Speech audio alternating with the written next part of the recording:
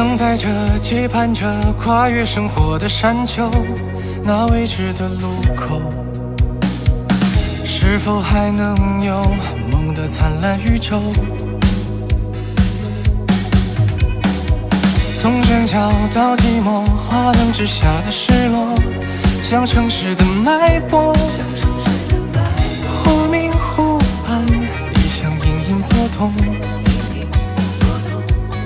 痛的越多，却更多迷惑，猜来猜去也没有结果，越透彻越洒脱，最酷世界里的你我，找回自我，不过是和生命的契合，就像涓涓细流在交错过，那又如何？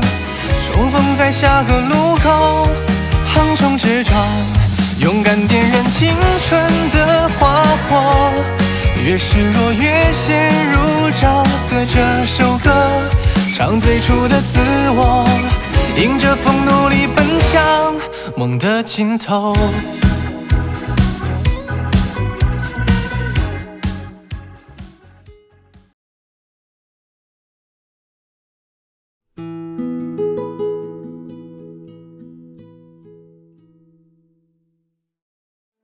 和解不可能了，他们只给我们2个选择：第一，赔钱，业内公开人事处分，节目给他们；第二，节目制作还归我们，播放版权平分，收益平分。那原作者呢？你是不是还没搞清楚啊？现在跟节目是谁的已经没有关系了，是乐果在跟我们谈判。但是据我所知，平凡之后，节目版权并不在乐果手里。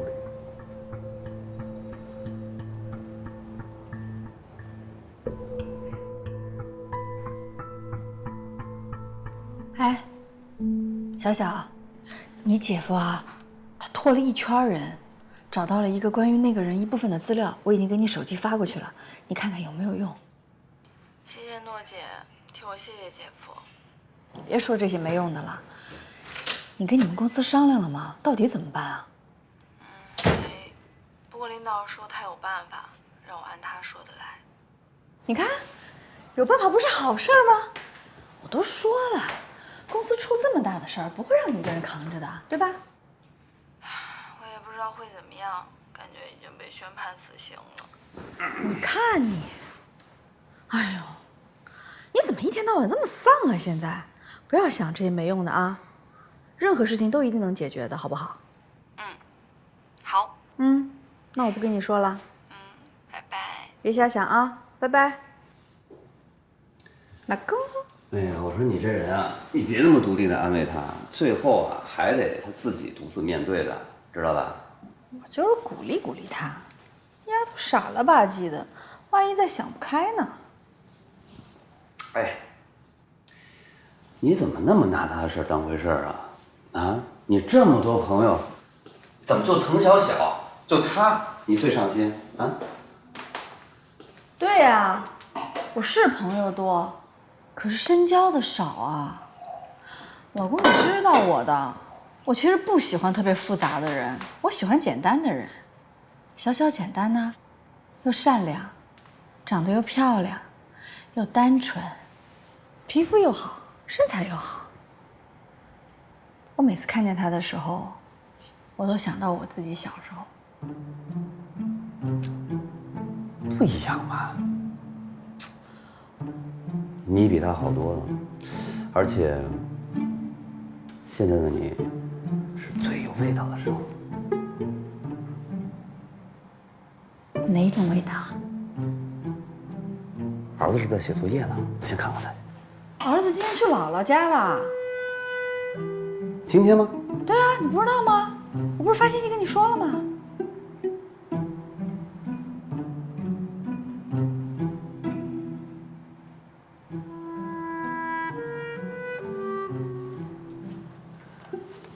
那晚上睡觉的时候，再告诉你什么味道。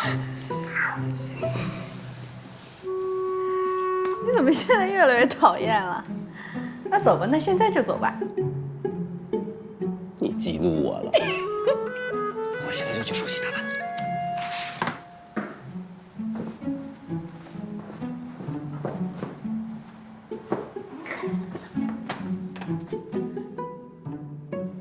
我们把习以为常的事情看成是正确的，比如破坏环境不重要，重要的是钱到手了没有。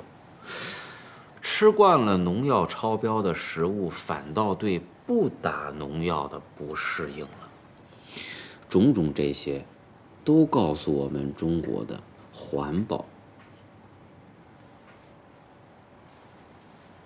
你好，您是吴国际老师吧？约我的是男的。哦，那是我领导。您好，我是滕小小。关于面具之下涉嫌侵权的事儿，这件事情没必要在这儿聊了。律师函不是发给你们了吗？你们去找乐果聊，没必要跟我说。不是，我今天来主要是想跟您探讨一下关于您的另外一个项目。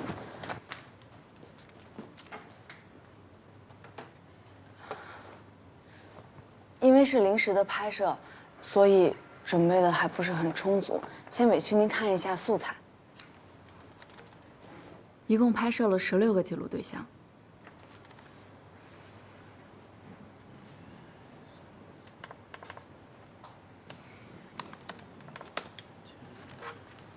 吴国际老师，您看一下，这些都是我们临时找来的，在国内刚起步、具有代表性的互联网创业公司。其实一开始我并不了解他们，但是在拍摄的过程中，我大概知道了你想要做的是什么。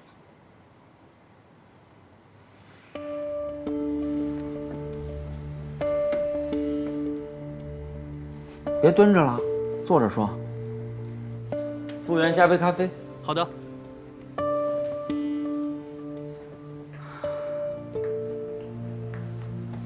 您的咖啡。谢谢。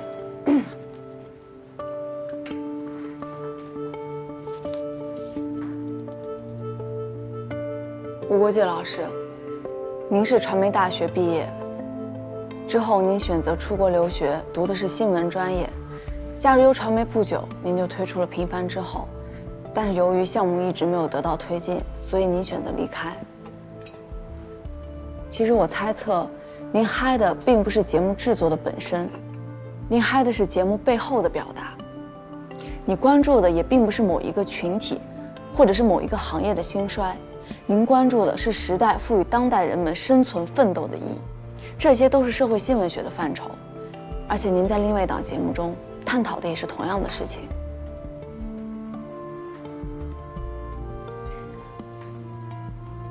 你知道 all in 是什么意思吗？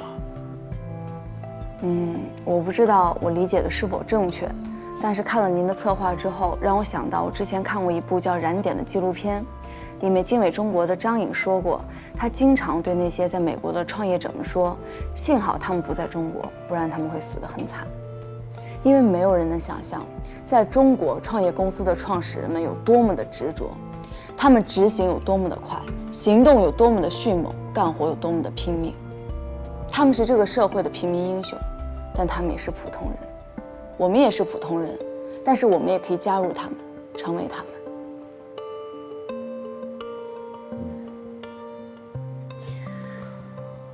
如果你选择安逸 （work-life balance），你就有可能会失去 all in 的机会；但如果你选择 all in，你就有可能失去全部。乐果已经决定开发我的新节目，所以他们在帮我打官司。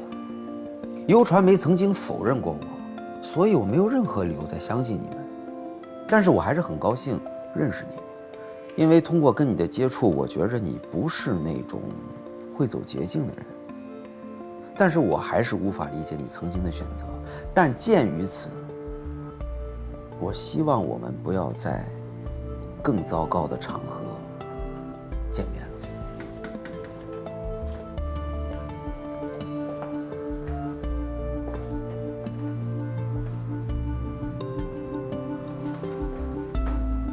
乐果绝对不会偷拍，也拍不出你想要的all in。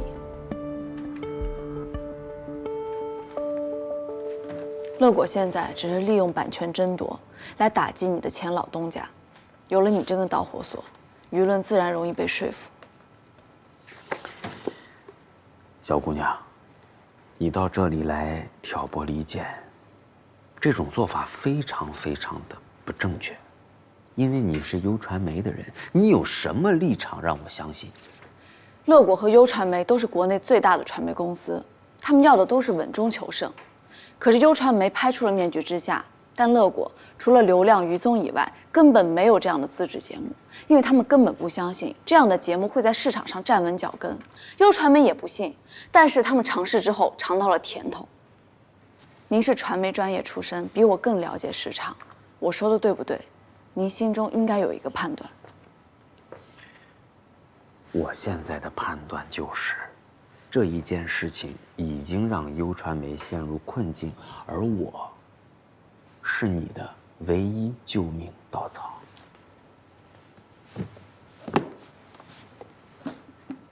对，您说的没错。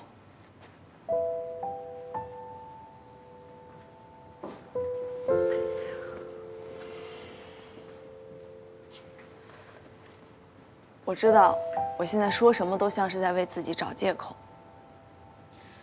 我的确是在公司的资料库里看见了您的平凡之后，得到了启发，做出了面具之下。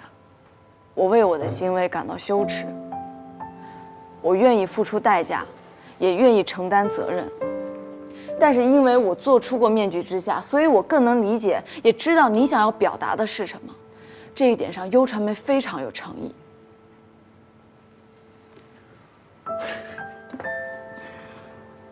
一个让公司陷入侵权风波的人，他代表不了整个公司，他也代表不了优传媒。服务员买单。我是不可以，殷总可以。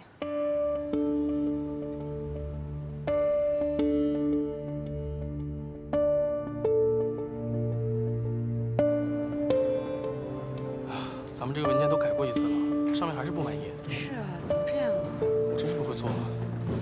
哎，都想放弃了。你好。哎，您好。看一下这今天刚做出来的方案。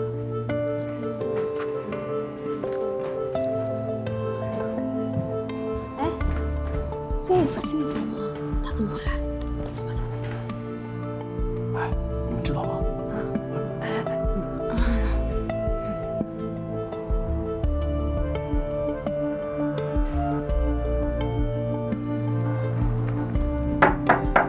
谁呀？里面谈事儿呢。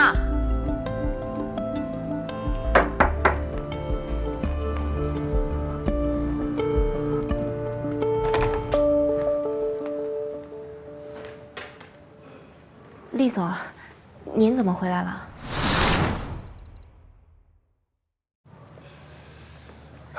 公司出了这么大的事情，我怎么能不回来呢？走吧，会上说吧。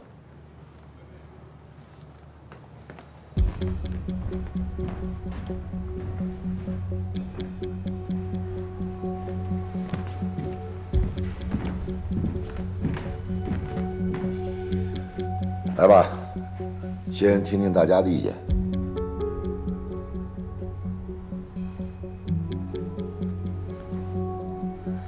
我建议第二个选项。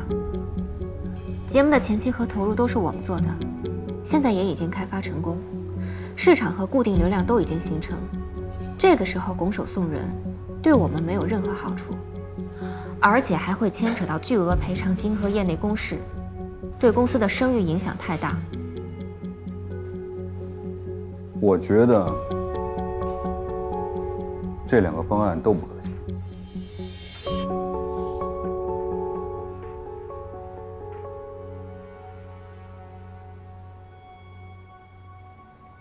那陆总有什么好的解决方案？请稍等一下，我在等一个消息的确认。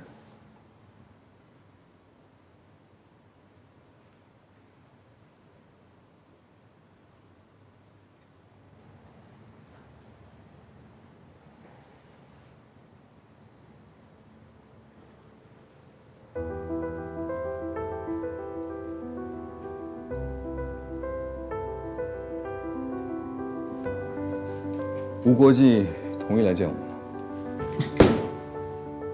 你在搞什么？这个时候去找对手公司的砝码，一点公关危机意识都没有吗？律师函已经被爆了，后期跟踪一旦出现被拍被炒作，谁来担责？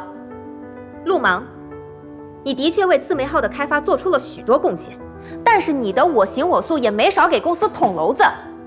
能不能请你以后做事之前先来跟我商量一下？啊，对不起，我打断一下。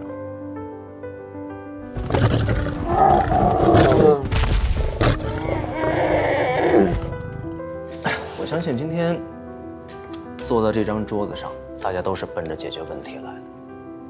但解决问题的关键，一直以来都不是问责。我说说我的看法。事情现在其实就摆在桌面上，《面具之下》这档节目已经做出来了，流量、固定观众已经形成了。那么现在的重点是什么？是让这些观众继续留在优传媒看节目，还是到乐果去看节目？我觉着啊，坚决不能让步。秦总，你的危机公关其实做得非常成功哈，无论是从这个整体的思路，还是公司的形象维护上，都做得很好。但是有一个关键啊，你没有抓住事件的核心。说到核心，我就不得不要提一下陆芒和小小他们的功与过。功在哪儿？咱们公司相当长的一段时间里，花了很多的钱，投入了大量的人力、物力、精力去做自媒号。表面上看，我们组建了一个非常优质的团队。但问题在于，这样优质的一个团队，为什么迟迟没有给观众和公司交出一个满意的答卷呢？做不出一档优质的节目的问题出在哪儿？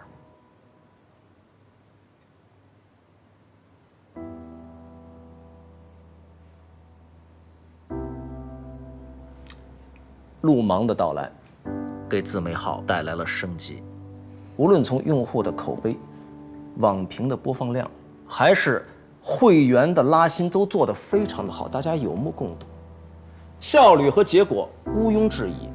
要说到过的话，我觉着哈，那无非就是有些操之过急，求胜心切。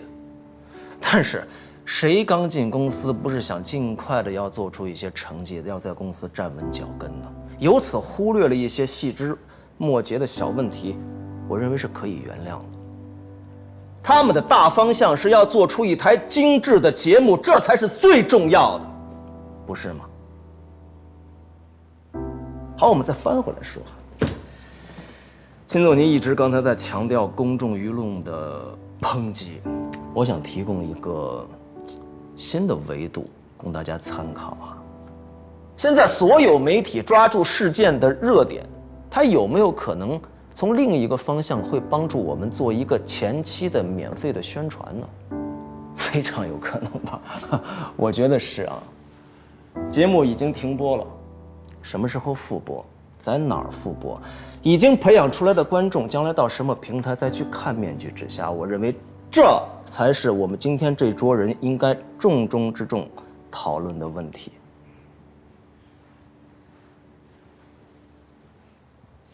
看来殷总的确为了这次发言做了充足的准备。那么我想问一句，事情已经发生了，公众不是不关心这个，这是版权问题，是性质问题，该怎么解决？你先不激动啊，这个问题，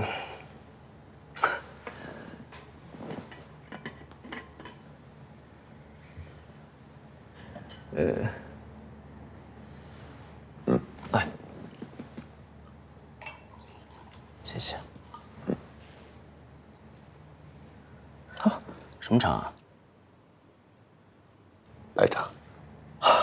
真够香。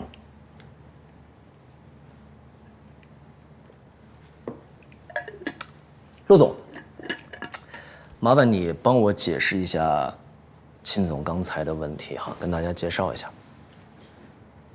首先，我要检讨一下，可能是长时间作为新闻工作者的惯性，在问题出现的第一时间里，我和我的团队一直在自我反省和问题自纠，考虑着谁来承担、怎么承担这件事情带来的后果。反而忽略了市场和更长远方面的考虑。幸好在这个时候，殷总给了我们一个建议性非常强的方向，所以才有了今天我引导滕潇晓做出了这一次尝试。面具之下是我们开发的，真是不考虑舆论导向，是否存在抄袭，程度多少，这些都是两说。更何况这档节目问世以来，已经占有了一定的市场。节目是我们独立制作，他们却要跟我们联合播出，分享公司的既得利益和我们的拉新量，这既不合理，也不能被接受。这也是对优传媒过往的工作和投入产出比的巨大伤害。既然我们新的沟通已经有了结果，那就应该由我们主导，给这件事情一个新的转机。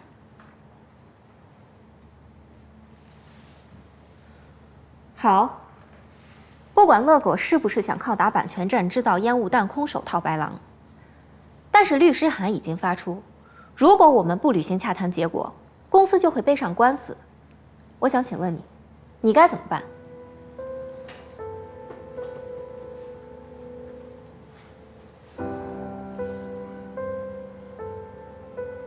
据可靠的消息显示，所谓的侵权原作品的版权并不在乐果手里。他们跟版权作者无国际签署了协议时，等到版权争夺结束以后，为他投拍他新的项目。这个新的项目，我跟殷总已经了解过了。我以我的专业判断可以保证，这个项目值得做。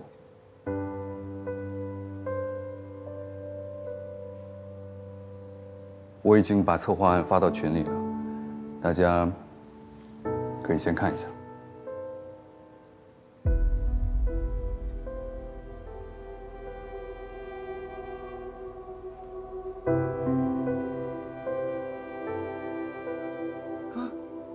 还行，我觉得还行。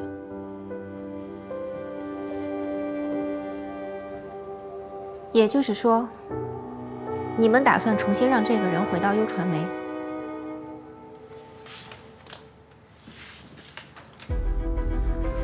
当初他是怎么走的，殷总应该最清楚。这种眼高手低、没有团队意识的人，不配留在优传媒。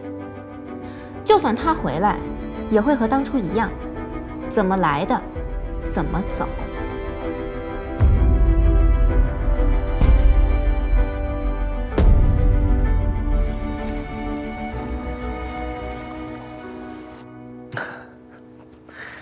金总说的对，哎，其实当时啊，我也是觉得这人在我手底下真的太委屈了。你说咱们公司能给人家配给的资源又不足，这又是一个思路非常广泛的这么一人，我觉得我们确实没有很好的尊重创作者的价值。我觉得这是咱们真的是负有责任的。但眼下当务之急呢，咱们不是想让这牵扯到纠纷的版权回到我们公司吗？殷总，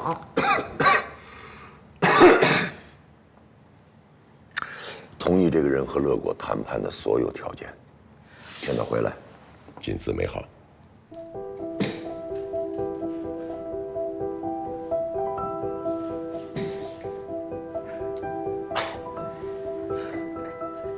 你看看。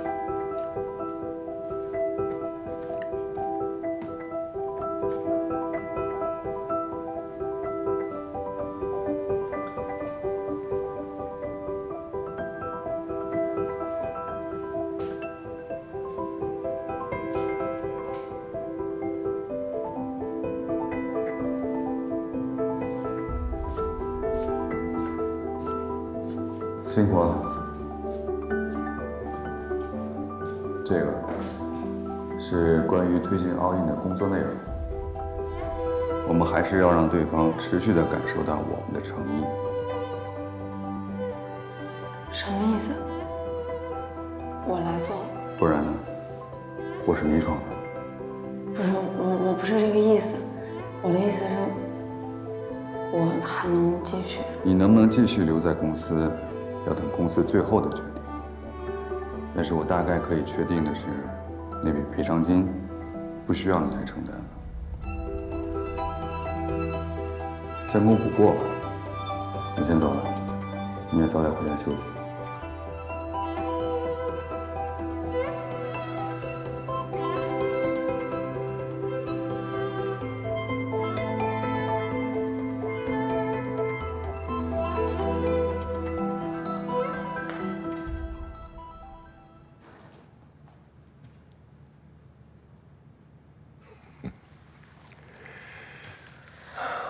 您不在，把公司交给我，现在出了问题，是我没能解决好。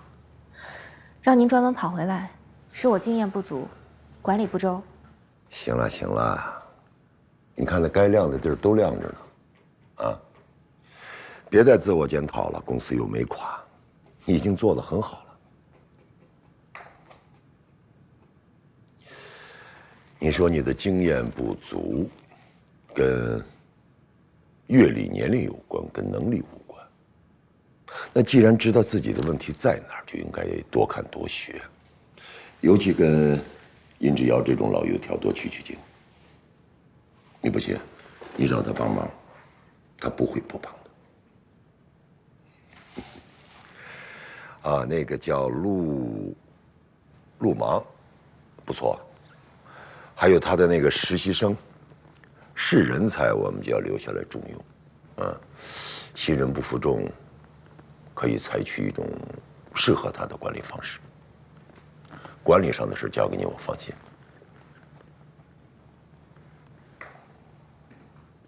我还有一个顾虑。说。陆芒他急于完成对赌，我认为他并不打算在优传媒进行长远的发展。我也找人调查了一下他的背景。他着急套现，可能有一些个人的原因。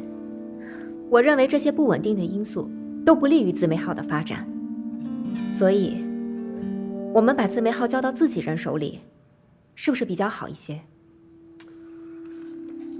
你的意思是说，怎样把陆芒变为自己人？除了给他压力，要让他学会感恩。你的顾虑呢很重要，你可以先按着你的想法实施，观察一段时间。还有啊，版权持有者的事要把它解决好。我不希望咱们公司的名字总是出现在热搜上。好。哟，厉总，林总。哎，对了，正想跟你说一声呢。刚才在会上，可能着急解决问题，所以说话有点直，别往心里去。殷总做的没问题，准确、老辣，我学习了。老辣吗？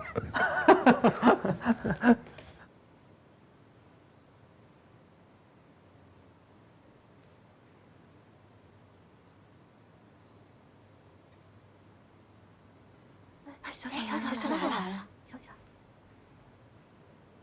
小小，你就是锦鲤本鲤。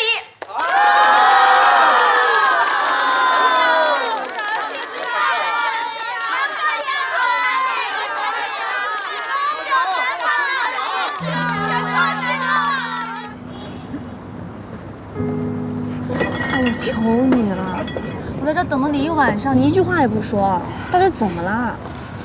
还吃吗？啊，不吃了。你要烫死自己啊！你这么个吃法，你说啊，到底怎么了？你这吃法感觉跟最后一顿了似的。志云，我求你了，我这2天就光喝白水了，都没怎么吃饭，你能不能让我先喝口热乎的东西？吃完再说，吃完再说啊！求你了。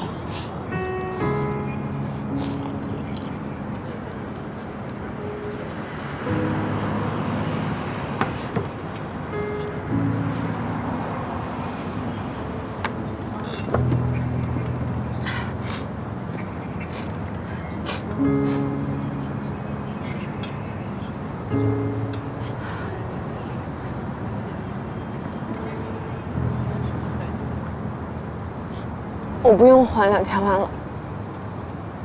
真的？我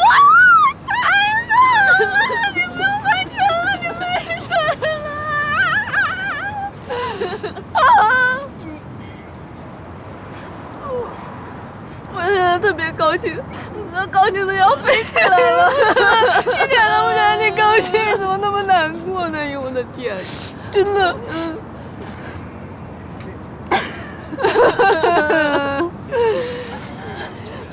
虽然我还不能确定我能不能留下来，但是最起码我能吃得起馄饨了。我就怕这个消息是假的，真的假的我不知道。但是笑笑，我有一个坏消息要告诉你。你坐下。回家的地铁末班车已经收车了。哎呦我的天哪！你吓死我了！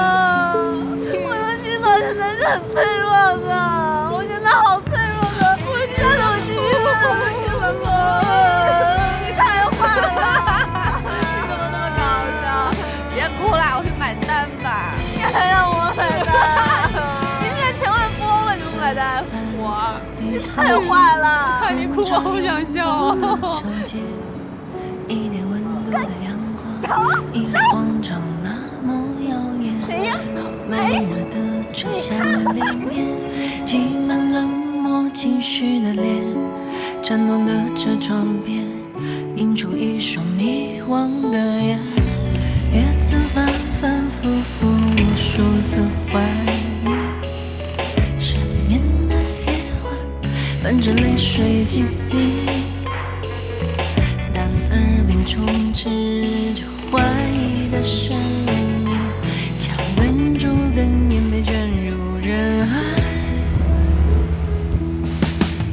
绚烂夺目的霓虹，孤独漂泊城市中，哪里有属于我小小的天空？也许在某个角落，痛了却装作从容，因为相信。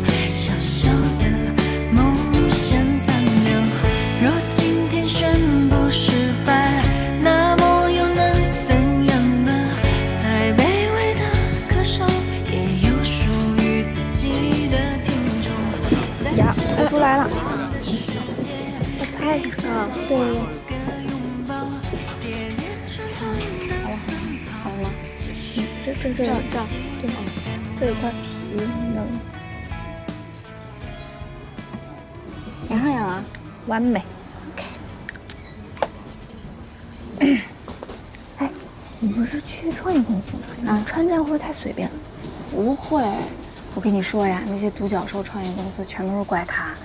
我那天看见一女孩，跟咱俩年纪差不多大，结果你猜怎么着？人家是公司 CEO。惭愧，你看看人家在干嘛，我俩现在在干嘛？她长得好看吗？还可以，比你好看。真没事。哎，不过我觉得那个吴国基挺厉害的。你想，他还能想到从这些人身上挖掘故事，搞那个什么创业真人秀，啊，是。我那天见了他一下吧，我感觉他吧，就是看上去古怪，其实呢，挺简单的。他就是那种啊，一心呀想保护自己的创意，维护自己作品的人。哼，你心可真大。一边要帮炒女人干活，一边还要跟告你人沟通，你也是个神。我这不是没办法嘛，慌不择路的。不过呢，陆王这次呀，确实化腐朽为神奇，扳回了一局。不过姐夫也帮了很大的忙。哼，你可别扯别的，我看你呀，这是一身黑路转粉了吧？嗨，说什么呢你？我不也是想替你分担一些压力吗？不过一开始啊，我也以为那个陆芒是个人渣，遇事儿把自己手下推出去顶包，没想到人家这是运筹帷幄，还是在你把那邮件的事说出去的情况下，还挺大度的哈。你在扎我，继续扎我。别提那个邮件了，我本来还以为我自己走了狗屎运，拿到份什么职场说明书，结果没想到，事实证明吧，这在越光滑的路上走，越容易摔倒。职场压根儿就没有说明书，那人家也帮你了呀？帮我什么呀？到现在没着没落的，是生是死都不知道。反正省硬。我是绝对不会再理那个邮件了，100%。没事儿，别担心。我觉得吧，那个陆芒哥哥这次一定还会在背后默默保护你。什么哥哥？陆芒哥哥。什么哥哥？陆芒叔叔。不好意思。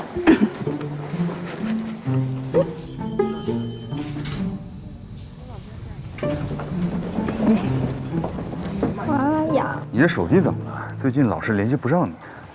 不好意思，手机出了点故障，还没来得及修。你今天的拍摄取消了，那2个老板临时有事儿。我本来约好了经济学院的陈云教授来给无国际这档节目加持，但是这会儿呢，我要跟秦总去见无国际，所以陈云教授，你来帮我去见，给他看这份材料，主要是听他对这几个环节的建议和评价。如果你们聊得快的话，就过来找我们。好，这样的话可以增加无国际对我们的信心。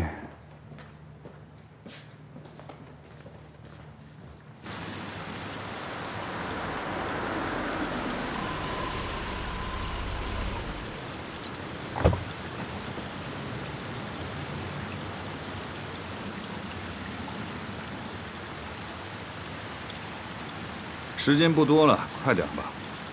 我还有很多事情要做，又不是这一件。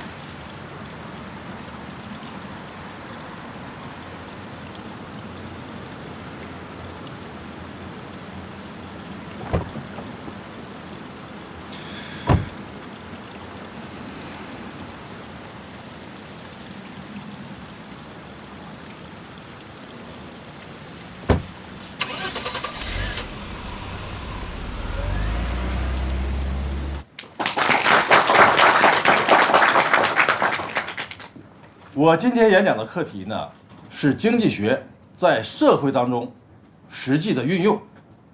那么在我的演讲之前呢，我想带大家一起回溯一下经济学的10大原理。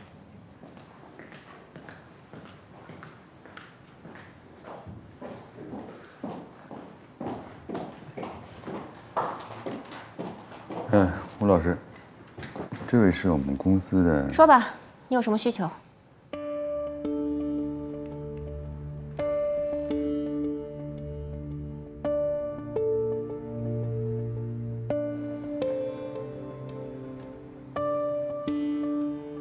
是这样的，吴老师，您的那个新项目，公司非常感兴趣，而且决定继续推进。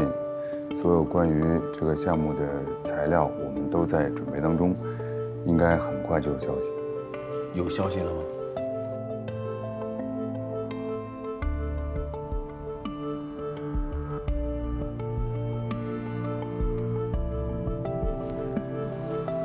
我先确认一下。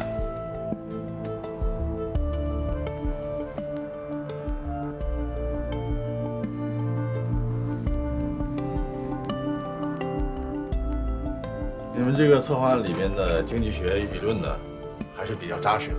目前来讲呢，我已经能帮你们这么多了。哎，别，教授您太客气了，您今天说的这些已经帮了我们特别大的忙了。哦，我先有事儿，那我先走了。今天真的谢谢您了。那我等你们好消息。随时保持联络。谢谢教授。再见。再见。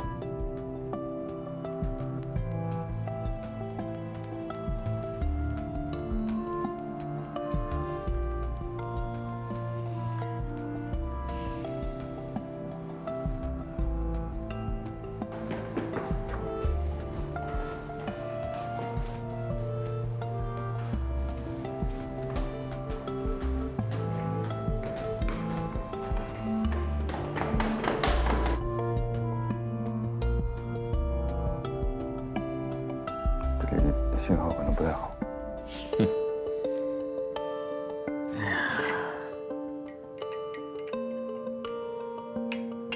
等有消息再说。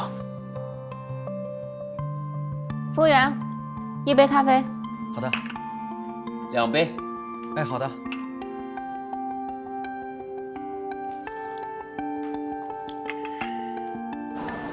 哎，不好意思。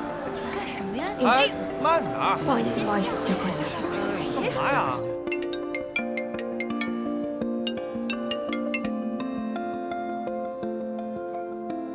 喂，小小，小小，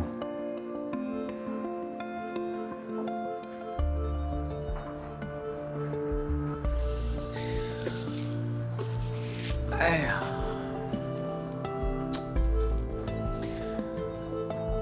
你看这北京城啊，天天在建新的大楼。那栋大楼马上快完工了，日新月异的变化。秦俏，你一点没变。还有你们优传媒，你们想变化，想变得更好，但是你们没这能力。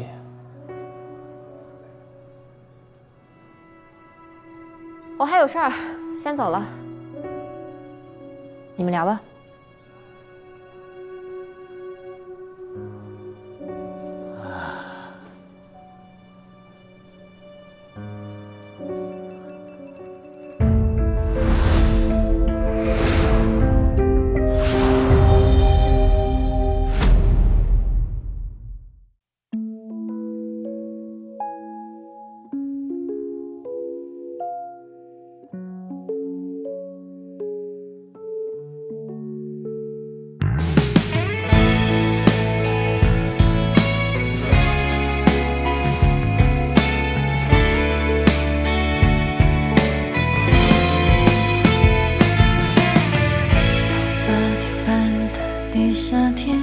人潮涌动的长街，一点温度的阳光，一如往常那么耀眼。